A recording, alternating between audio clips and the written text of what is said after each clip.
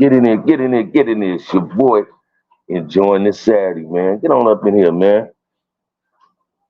When I met Lil Feet, Nutty, seat up. I'm rolling too, y'all. So tap on in, man. Pity like the thug tag, man, that picture on my live.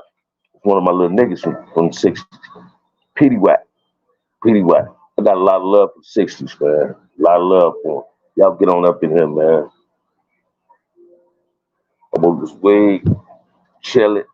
You know what I mean? Y'all got a lot of love for the 60s, man. Y'all tap on up in here. Been in here 42 seconds, man. Ain't nobody came up in here yet, man. I'm being disturbed by my pocket. Ooh, woo, woo. Hey, hey. Yeah. Y'all get on up in here, man. Get on up in here, man. There's one person up in here, man.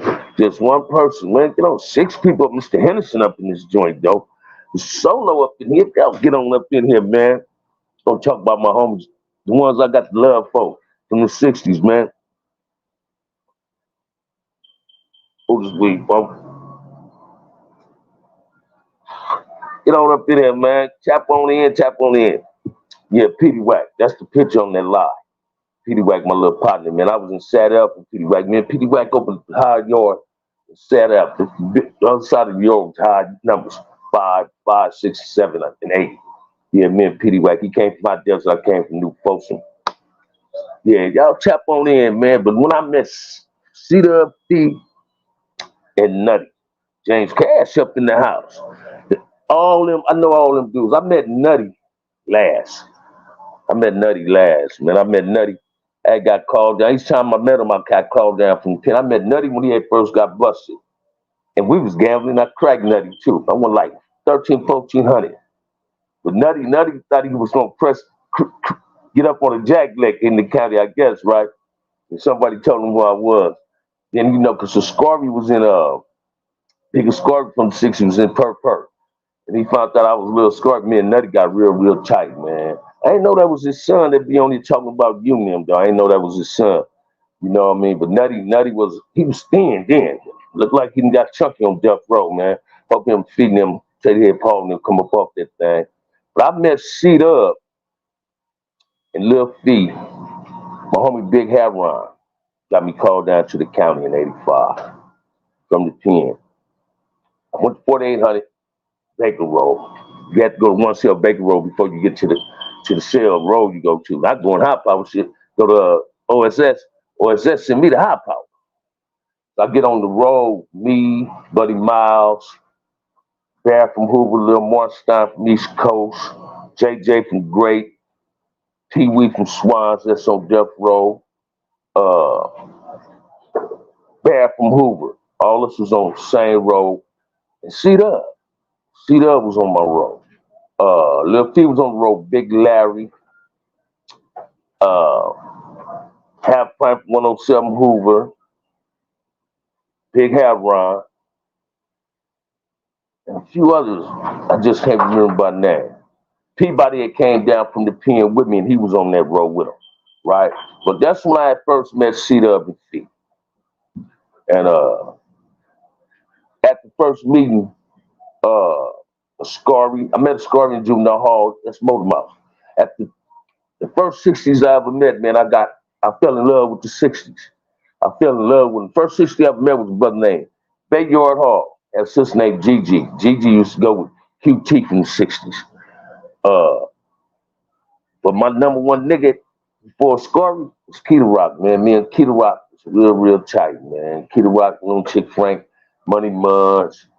Hey, came down every time I come down to meet him in the county. And Keita Rock was a young dude, like 18, 19, man. We was up there gambling together, breaking motherfuckers. One time the gangsters was gonna pack me out, thinking I was a 60. Caught me slipping, I was roaming in the county. Traces to try to get on. You understand what I'm saying? The Lunatic Frank, Keita Rock, Looney from 60s was Maselli. The Cedar Up and Fee, man, when they caught their case, the case was chaotic, man. It was, oh man, that shit was all over the news. I was in the pen. Shit, I still don't believe they did it. I don't give a fuck what nobody say. No about the conviction, but hopefully Lil Fee can come off that death row. Lil Fee has matured from everything I'm hearing about him and seeing. When I first met Lil Feet, man, he was buck wild. He had a cold, man. I ain't never seen a thug walk like Lil Feet. Lil Feet had a stroll, man. I thought I had a stroll. Lil Feet had a stroll. He shake that little dangle that little leg when he walked, man. I remember, man, Lil Feet, man. I remember shit. I went on a visit with Lil Feet, man. The little broad come see me. She damn near dropped her baby when she seen that man. Damn near dropped her baby like she got a spook hit her. She got spooked when she seen this man coming to visit room county jail, man. Kevin Williams up in the house. But C-Dub, when C-Dub came off death row, he came to Tehachapi. He was my celly for a hot second. For a hot second. You understand what I'm saying? Got his own cell. Yeah, his big ass was on the top bunk too. C-Dub, my boy, that's Big Rick cousin. You understand what I'm saying? But every 60 man I ever ran across and had the pleasure of meeting, I got the utmost love for him. I got the utmost love for them. Then with the 60s, there's some genuine brothers. They just get a bad image based on news media, right? And with the exposure they receive. But them are some solid brothers. I can honestly say, Corey McHenry, what's up? Chips, juice, money. I like that. But anyway, them some genuine brothers, man. They got a bad stigma based on the news media. And it gave them so much exposure that it created more enemies for it.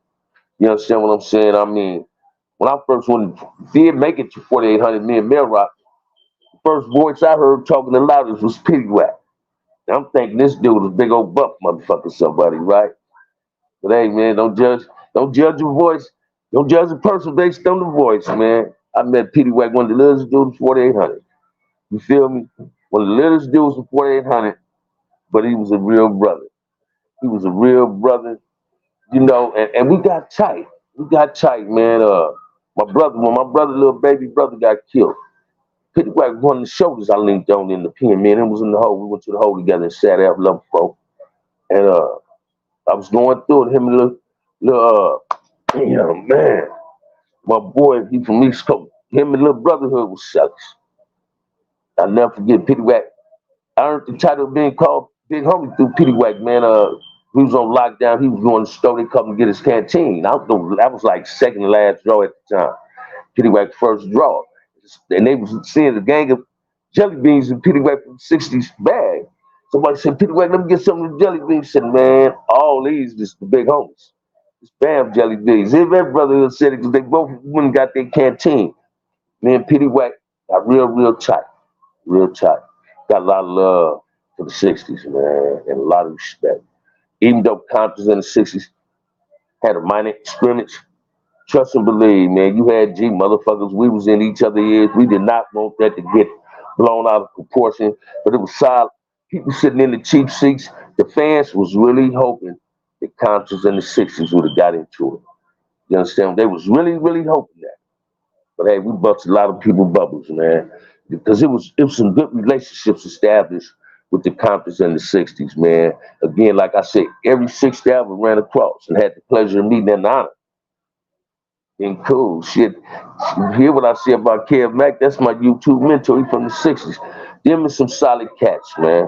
But that goes to show you we all come from different walks of life, but we can all share the streets if we don't want to be on the sidewalk. You understand what I'm saying? But the streets wasn't built for everybody. That's why they got sidewalk. But listen to me, man. I found this weed. I'm feeling good. Seat up and feet, Nutty. Banker T, resting in peace, solid brother. Stag, resting in peace, solid brother. Ronnie, solid brother. I know a few more, man. Even some youngsters, man.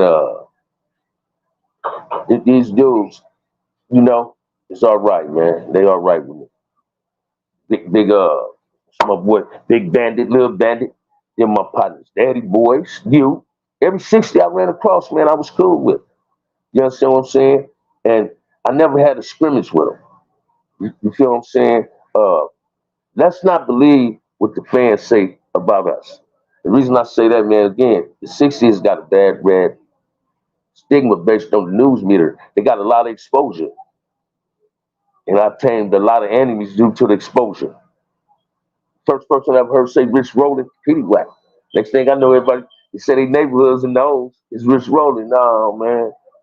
It's like somebody from Front Street Watch just saying, CC Ryder, no, you ain't from Front Hood, you can't say that. You feel me? Petey White's first dude, man. I heard say Rich Rollin 60s. Niggas, Rich Rollin 60s. Petey White first nigga I seen in 4800 to have 10s and 20s and put soap and water on the money and tape it on his wall in the cell. You feel what I'm saying? And Kitty Rock, me and Kitty Rock used to play a lot of poker, man. You know, shoot dice and talk shit. Flip the deck while we play blackjack and drink everybody. That's another good brother. Looney. I remember Looney and his wife Deb got married, man. 1984, man. I mean, 1986. September 23rd on my mother's birthday. Yeah, every 60 I ever ran across. And again, had the honor of the privilege of meeting. There's some solid brothers, man. Some solid brothers. I can honestly say, man, I'm a Crip that don't hate it, that don't dislike other Crips. I got a lot of love for all the Hoovers, every Hoover I met. I judged the Hoovers based on the Hoovers I knew before they ever said they was criminals, and to me they still Crips. Every East Coast I met, I knew some before it was the thing called East Coast.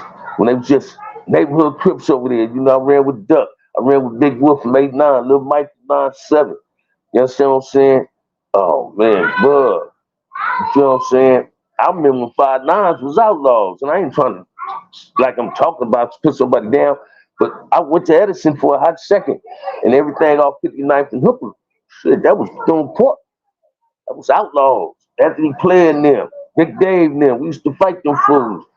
And the Pueblos when I was going to Edison. I used to have it rough coming from Edison. But sometimes we got to stop putting boundaries and limitations on ourselves on who we associate with and who we allow ourselves to have a conversation with that's black. Let's stop putting them boundaries up and not kick with each other. You understand what I'm saying? See, we tend to get caught up in our feelings. We tend to speak when shouldn't be spoken. We need to be quick to listen and slow to speak. You understand what I'm saying? Some people just don't know, man. You do time with any OGs, make 7 gangsters, 9-7. I know Jake Walk, Bam, Turn Mike, few more too, man. One of them was in Salinas Valley with me. Him and Jay Walk was Shelly's, but he was a Muslim. But he was compared to my partner up in Dale near from the bottoms. But I didn't watch this, man. It ain't too many Crip sets I haven't did time with. And the cold part, man, I was in prison with a lot of sets that just come out. So when I meet a person that's claiming the hood, they just come out. It's like, damn, why you laughing? Damn, like shit, I ain't never heard. You feel me? But I was recognized as one of them solid Crips that can get along with anybody. But at the same time, I don't go against the grain. Wasn't nobody no bigger than the program.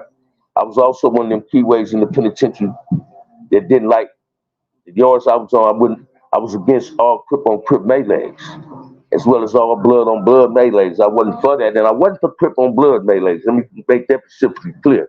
But I didn't like seeing brothers going at each other, especially the bangers, because that's what they looked at. They judged me based on the same lens they looking at them out of. So I had to conduct myself and carry myself in the manner of my age. With age come wisdom, so I started conducting myself up in there. I found out the quieter you are, the more dangerous you are. You understand what I'm saying? Gangsters move in silence. And a lot of people knew that. I was in Calipat, man, being a peacemaker when it came on black violence on New York, right? So I was there when they let some of the dudes out the shoe, the Emmy dudes, and how they came down there wanting to try to play basketball. Let's immigrate to basketball. Of course, no, we can't do that football, so that ain't gonna happen. And they understood that. And yet, see, I'm a dude that it's not old school politics. It's just some old game that the youngsters ain't never got. The youngsters think the young nigga can't teach the old nigga shit, but we can teach you some old game because that old game is new to you. And that shit I was saying, when I don't want black on black, I was black conscious in the pen, but I conducted myself as a banker with an intellect and intelligence. So I used to walk the yard, man, solo, exercise solo. And then when I do get some couple of dudes I mingle with, it's always a young dude that I see a little bit of me in. I want to lace him like I was laced by Sumo there. Marcellus and them. So I gravitate to a young dude. I gravitate to that younger generation. You understand what I'm saying? And I speak the language of the village. They understand my get down. You understand what I'm saying? And what most people don't know, especially Crips, man. What most people don't know is a lot of young Crips, when they find out the truth, what really was about CCO, how that structure was really ran, a lot of them young brothers I met, you seen, look at videos, they do this. Hey, Bam, I think you would have been there when I was there. We would have been CCO because they respected the structure. They respected the structure because you know what? I don't sugarcoat my blackness, man. My blackness come out my mouth like Crip used to come out my mouth. You understand what I'm saying? So we got to understand that it's all our responsibility. Each one teach one because we don't, man. We can always be lost in the shuffle, man. That's why we squabbling with each other. We inferior to each other. We so afraid of embracing being attached to one another. It's pathetic, man. We'd rather have a lot of shade, whatever, be your friend, be your wife, be your whatever. You understand what I'm saying? No, man, we got to learn how to trust each other. And I can honestly say, now don't get me wrong, I ain't never said trip, nothing like that. I trip. What I used to tell dudes, when they tripping, if I got a problem with another rip, that's me and his problem. We ain't gonna probably take this on no yard. I'm gonna get off where I get mad at. He better get off where he get mad at. If he don't, it's gonna go down. But I was a dude, based on the things that CC on Blue Notes went to end up beefing amongst each other. I was against all Crip on Crip melees. Because I seen each organization, each black organization, whether a lot of people might not want to believe this or realize it, they've been in prison. Each black organization in prison, probably except Coon, has killed somebody from another black organization in prison. A lot of L's with that, right? I'm saying that to say this. Once I seen that black on black violence in prison, it hurted me to see that. So why would I want to come home to the same motherfucking type of shit? Sometimes, man, some of the things I see on the streets, it makes you want to conduct yourself and carry yourself like you was in prison. And by that I mean being security conscious, not wanting to fuck with everybody. And man, I talk a lot on here, but I can get antisocial on a motherfucker quick. I can be in the function with my family and everything, man. And I won't isolate. I just get caught up in me. I'm just observing the scene, right? And some of the things bring that about. People don't know their boundaries. Too much overfamiliarity brings about disrespect.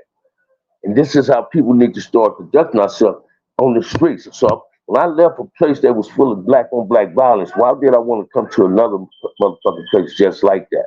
It's my responsibility in some form, shape, or fashion to bring peace to something that I hate create, that I help create. You understand what I'm saying?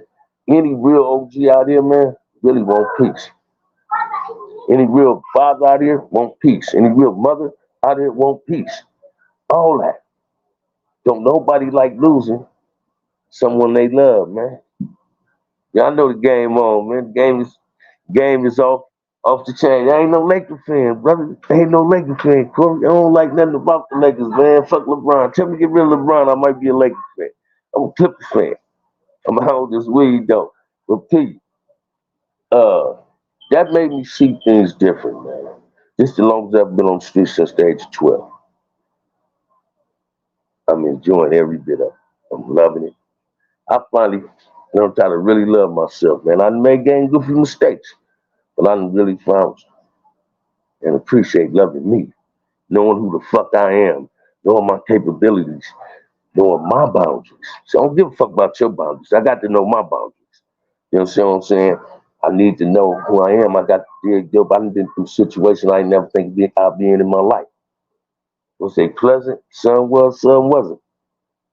But God don't give you adversity to break you, give you adversity to give you strength.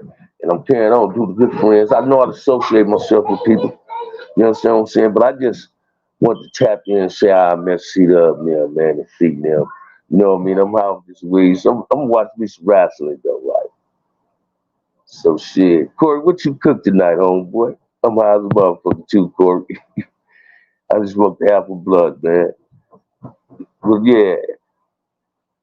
It's like being stuck in the middle of an ocean, surrounded by sharks. You ain't lying, Black and Check. Check it out, man. You ain't lying. You ain't lying about this. It's a whole lot of fish, boy. It's a whole lot of sharks, man, in the ocean. Somebody asked me the other day, damn, you, you don't do hood meetings? Man, I ain't gonna never put myself in the lion's den for nobody.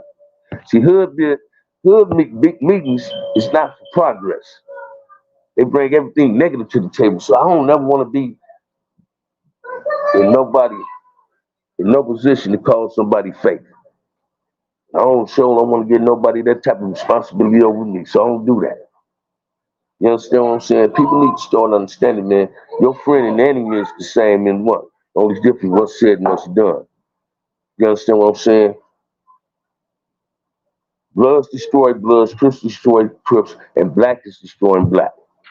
Okay, no, don't nobody send out a solution to the problem, bring it to the table, say let's love each other, respect each other, let's start saving lives instead of taking them. Right? So we ain't gonna blame shit just on the bankers. That's why I threw that type of thing out there. Uh,